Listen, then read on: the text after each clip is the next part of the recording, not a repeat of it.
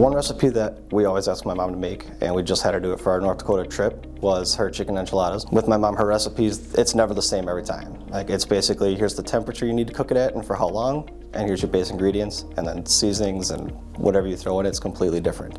And that goes back to basically what's in the fridge is what you have. So you made it work, and then it's just one that everyone in the family likes. There's never leftovers. We take it at buddies that come to hunt with us, they request it too. So that's just the one that we always go to, and it's just tradition for our hunting trips.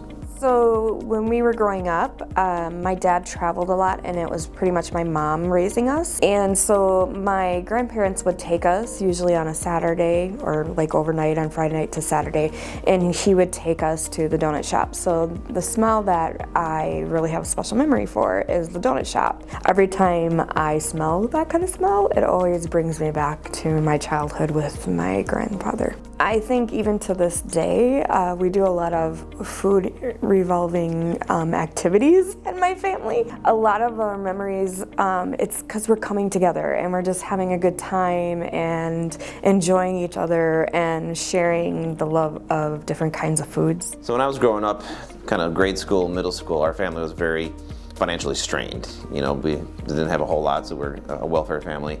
And because of those tough financial times, very vivid memories that at least 3 to 4 days a week, my dad was always making spaghetti because the pasta was easy to get. It was quick to make for two working parents coming home and feeding us kids all the time. The spaghetti always sticks out in my mind. Now I can go back and actually enjoy this food, and I kind of do it in honor of my dad now because he passed away last year.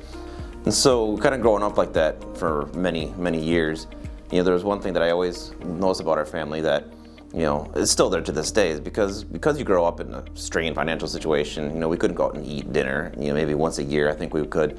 We couldn't go out and go on lavish vacations.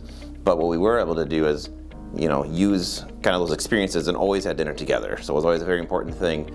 And it wasn't one of those situations where the stress kind of tore us apart. It was the opposite situation. We realized that actually brought us closer and closer and closer together.